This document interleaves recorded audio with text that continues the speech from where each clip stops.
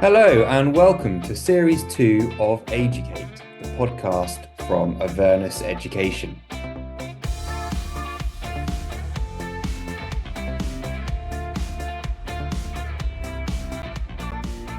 Each episode presents a series of interviews and discussions with various inspirational individuals who are pioneers and leaders in their field. Whether you're a student, a parent, or an education professional, welcome to the podcast. We hope it offers a valuable opportunity to learn from the best and stay informed about the most pressing issues and debates in the world of education and beyond. Connect, tune in, educate.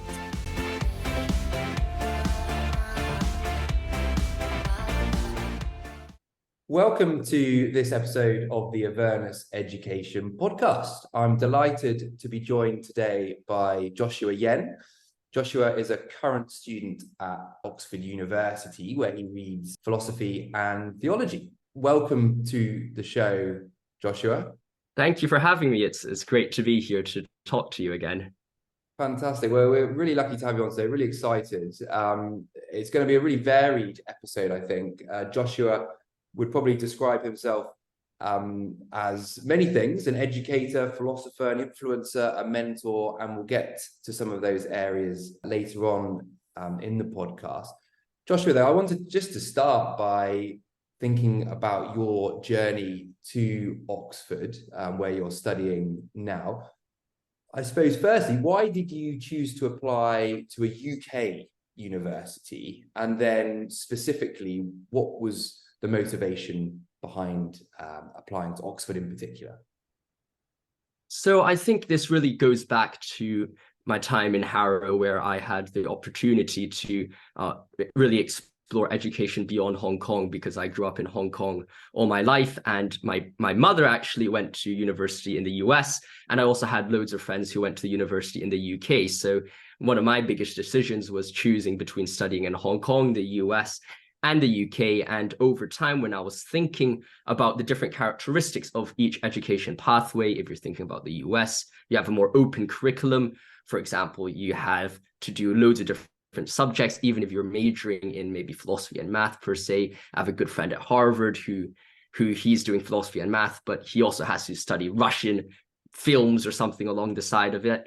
You have a broader kind of aspect and a broader range of subjects, whereas in the UK, you have a more specific, rigorous discussion and education in purely what you are studying. So I really had that decision to make between, do I want to go broad or do I want to go narrow and focus on philosophy and theology? And when I was thinking about my time in sixth form, I was developing my understanding in philosophy, what I was thinking for my career going forward, especially with some kind of temptations to go into academia perhaps in the future. I thought, well, with that in mind, I perhaps should apply to the UK, focus on the UK application. And while I did receive good offers from the US, from Columbia University, which is an Ivy League in the US, I also felt that despite having such a tempting offer from the US, the UK was preferable purely because of my long-term vision, potentially in academia, and also the ability in which Oxford education allows you to combine the philosophy and theology course, which allows you to have the strength of the British analytic philosophical tradition, for those who are interested in philosophy,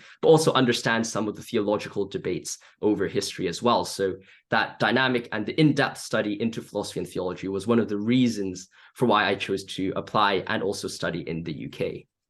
And that passion, you can tell for your subject, Joshua, comes through just even in that answer. And I'd imagine that's something that you had to demonstrate when you were applying to Oxford, which is clearly a very prestigious university and one of the most competitive universities in the world to gain successful admission into. What was, I suppose, the secret of your success, if you could call it that, or how did you go about ensuring that your application stood out? Was there anything in particular that you did to prepare? I would like to kind of separate my answer, perhaps, if I may, into two sections: the soft skills and perhaps the more physical ECAs. On the soft skills side, I would say these are perhaps the most important thing for the listeners, just because if you're thinking about how can I apply some advice to my application, it's very difficult to kind of copy someone else's ECAs, even though they might be helpful and provide inspiration. It's very difficult to say, I'm just going to do everything that someone else is doing. But for soft skills, it might seem very cliched, but things like hard work, determination, and discipline have been very important. When I was in primary school, I was never a very good student. Back in primary school, I was getting D's in math. I wasn't very good. But over time, I started really realizing that if I wanted to get to the upper echelons of university applications and also success in high school, university, and beyond, I really would have to put that extra hard work, discipline in. And that, of course, meant a lot of sacrifice on other areas of my life in high school, but really working hard, making sure I was paying attention to teachers, really making the most of my education in high school. The opportunities I had was very important. So having that determination and discipline was something which really helped me. And also having that dialogue, and I think being confident was something which, perhaps above everything else, was something which really helped my application, because I was willing to talk to strangers, people I haven't known before, about things that they might be interested in. For example, one of my best moments in my life, I think, was when I was fishing in Central Park for a summer course I had in New York. And I was fishing and I will see someone in the street. I'll talk to them about their job, their work experience. And kind of those small things would help me develop my interaction skills, my communication skills with people I don't know before. Those things will help your interviews and other things like that. So just thinking about how you can talk to people is a very helpful thing. Now, for my ECAs in specific, I think what stood out most was perhaps my YouTube channel. That was something called Philosophy for All, which I started back in, I think, year 12, where I would interview professors, talk about key elements in philosophy, really try to bring complex ideas to an introductory level. And that was able to, in my personal statement, really say, well, okay, I've actually already discussed, before I even went to university, hosted discussions, interviews with some of the leading philosophers in the field. So that was something which was very helpful.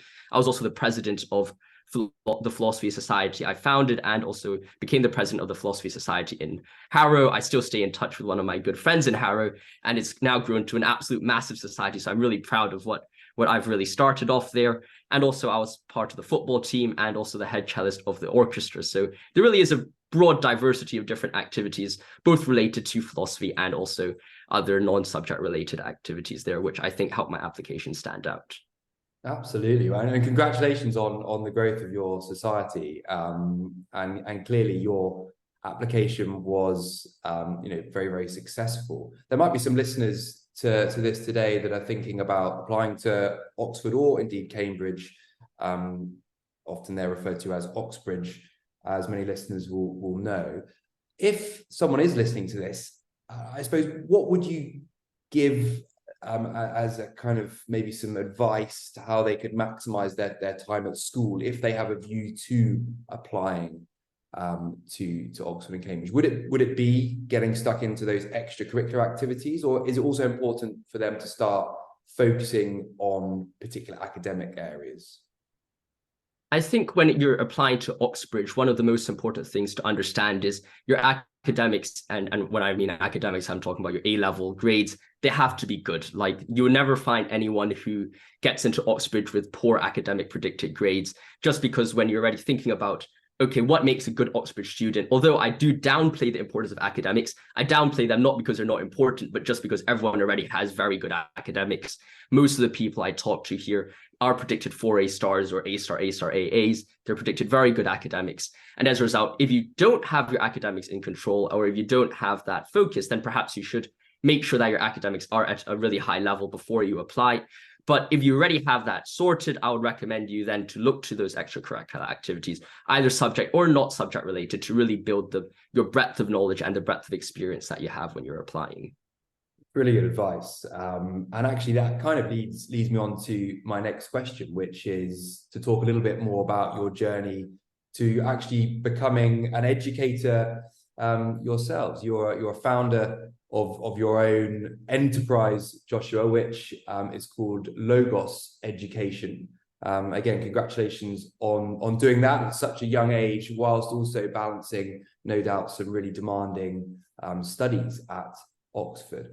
And I wonder if you could just talk a little bit more about the main philosophy and aim behind Logos, and what you've already done, and where maybe it's going in the future.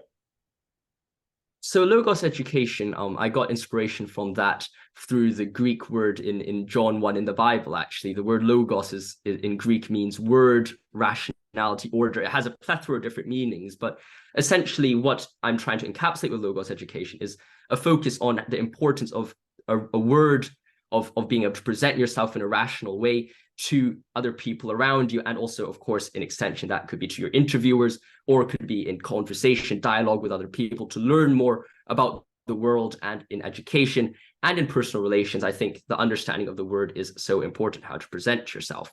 And in the same way, the goal and main philosophy behind Logos education is a way to allow for people to be able to apply to top universities in an affordable and accessible way. So I was looking at my own experience and a lot of experiences of other students around me, and they have to go to some extremely demanding and difficult ideas of going through all the online world of trying to find information here and there to try to figure out what actually do I need to do to get into a top university. And my idea was, well, how can I combine these ideas together to a very simple system so that people know exactly what they need to do to be able to apply to their top universities, to provide people with an alternative tool to traditional college consulting programs. Of course, those college consulting programs are very important, and you can never replace the importance of and the help and utility of that one-to-one mentorship program. But at the same time, for people who may not be able to afford that, or people who may be thinking about what else can I do, well, I'm trying to provide an alternative tool which can be used alongside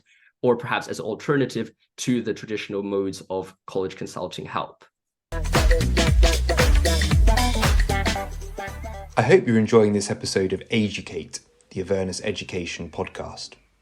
For those that don't know, Avernus Education provides inspiration and direction to students, helping them get ahead of the competition and maximise their chances of success. We work in collaboration with students, parents and schools to support young learners in their educational pathway, no matter what phase of the journey they are in. From university admission mentorship to subject knowledge enhancement, we provide clarity and guidance to students in order to help them discover their passion, support them in decision-making, and develop a personalised roadmap to further their ambitions and guide them to achieve their academic goals.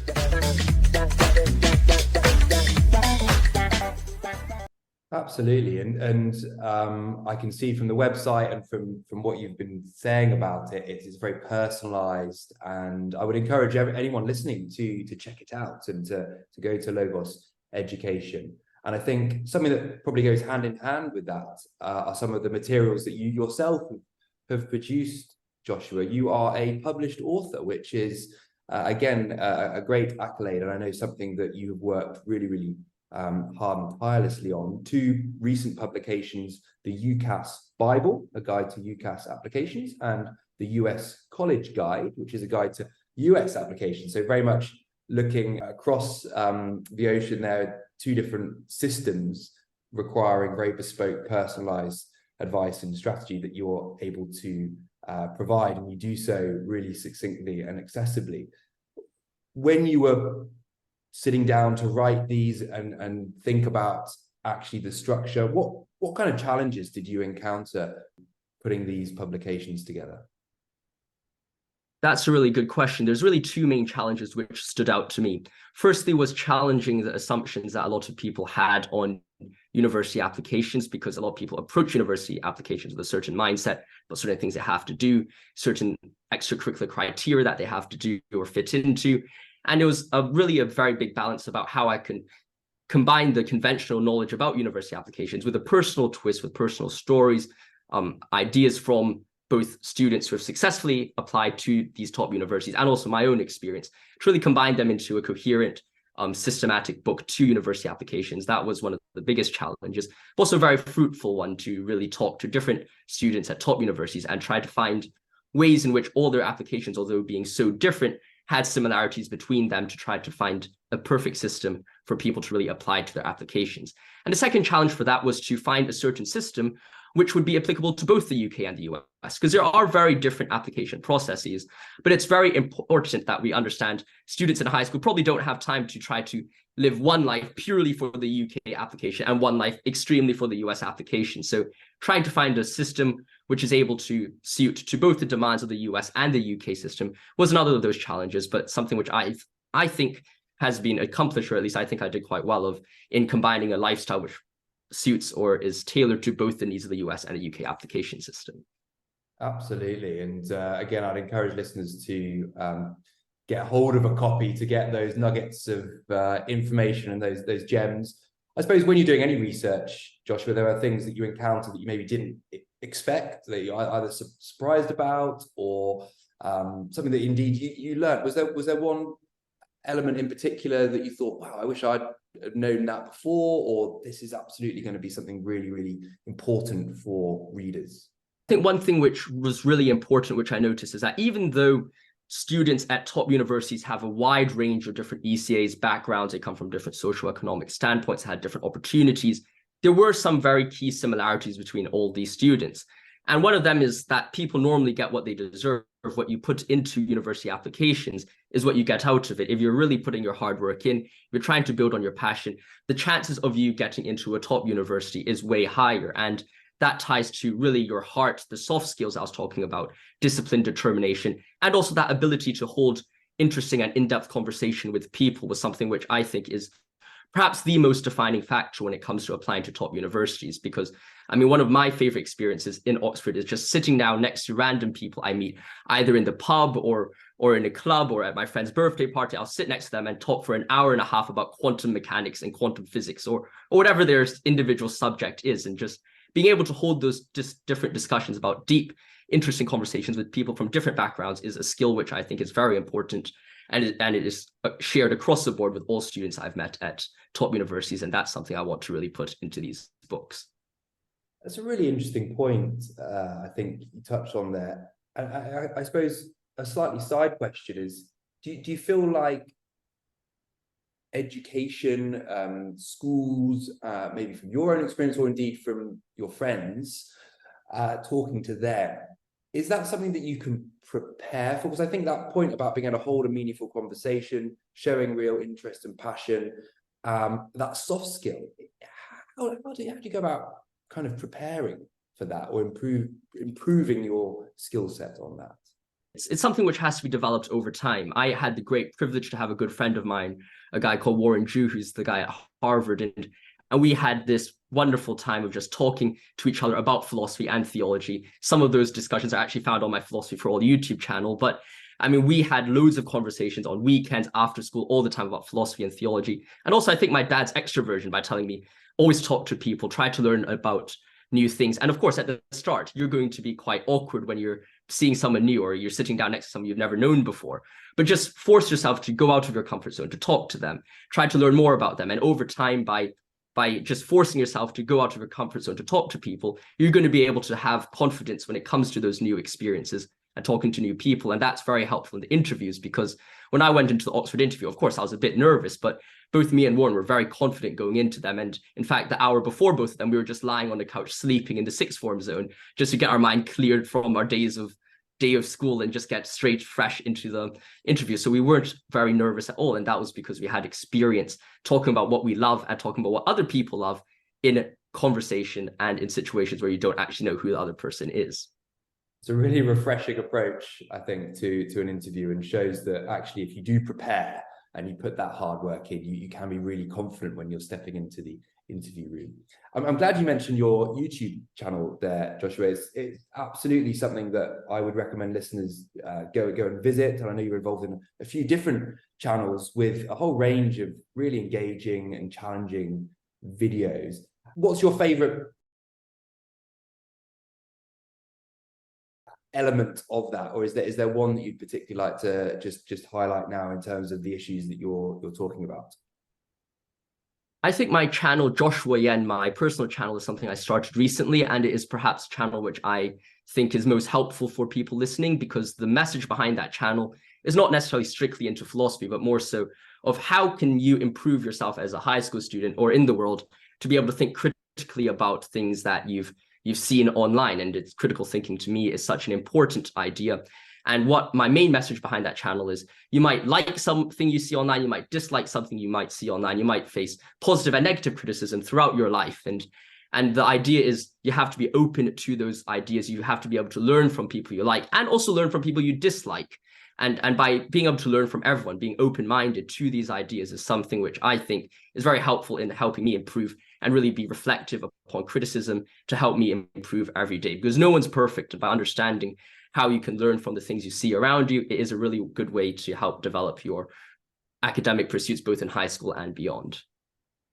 Well, Josh Yen's channel, Philosophy for All channel, lots of other ones that I would, again, recommend listeners paid a visit to. Some great stuff there. I wonder if, just to touch on your subject a little bit now, Joshua, philosophy and theology, there's a little bit out there at the moment about maybe the decline of subjects, popularity of humanities subjects, where others, areas like science, STEM, those sorts of degrees are going to lead to a better job or higher pay, or they're more useful for the modern world. I'm a historian myself, so I don't necessarily tend to agree with that approach, but I just wondered what your opinion was on whether humanities subjects are going out of fashion, or where you hope ultimately a degree like philosophy and theology will take you.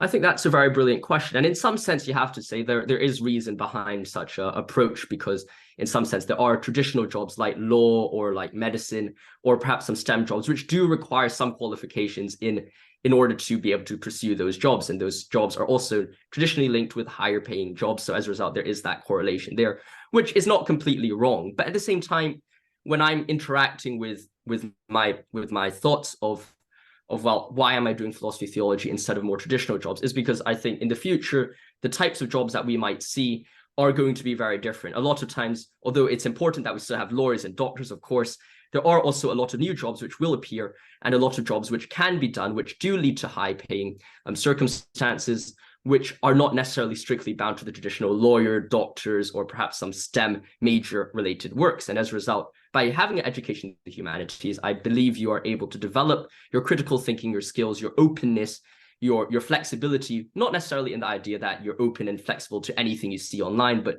really your ability to integrate different ideas, try to synthesize different ideas that you see online into your own life. And that kind of critical thinking is something which is very important, and I think is really developed through a solid education in the humanities. And that's why I think philosophy theology is a very good way to look at it. Well put, and I would certainly agree with you there, and some encouragement as well, I suspect, listeners who are considering that kind of degree. Lastly, Joshua, just to round things up, it's been an absolute delight to talk to you today and to get little snippets of those insights, and I'm sure there's going to be many exciting things for you in the coming years. And I just wonder whether you were able to give us a little snippet. What can listeners and readers expect from Joshua Yen in the coming months and years? That's a very difficult question. When you sent me the questions over, that was a question I spent most time thinking about, because trying to think forward in time, what am I going to do? It's quite a difficult thing, but I'll like to kind of split them into the academic, the education, and the personal field.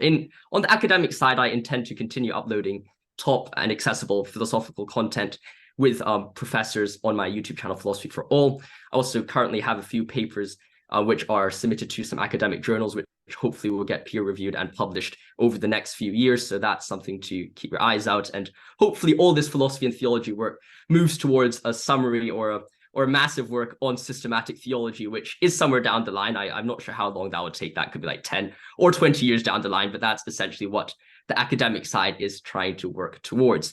Now, with education, my goal is to grow a platform for affordable and accessible education all around the world. That is quite a big dream I have in my mind, but I'm planning to start off with Logos education, start off with university admissions, and then from there, I'll use that as a founding or a cornerstone to try to build something further from that to provide that affordable and accessible education to the world. And of course, part of that is to continue the interviews I have on Logos education, my YouTube channel, where I do interview students each week about how they got into top universities and also what life is like at those top universities. So I'll continue making those interviews there. And on a personal side, I'll continue going fishing every week to try to keep my mind off stuff, to have that work-life balance, continue playing football, do my sports, I've just gotten referee licenses with the FA, so I probably will end up refereeing. So if you end up watching a Premier League match in 10 years' time, you also might see me blowing the whistle, running around the place. But we will have to see how that goes. So that's probably kind of a wide range of what I might be going through or going towards in different aspects. And yeah, that's perhaps a summary of what I'm doing in the next foreseeable future. Joshua, I have every confidence that you'll realise those dreams. Joshua Yen, educator, philosopher, influencer, and mentor. Thank you so much for speaking with Avernus Education today. It's been a real pleasure. Thank you very much for having me on. Thank you.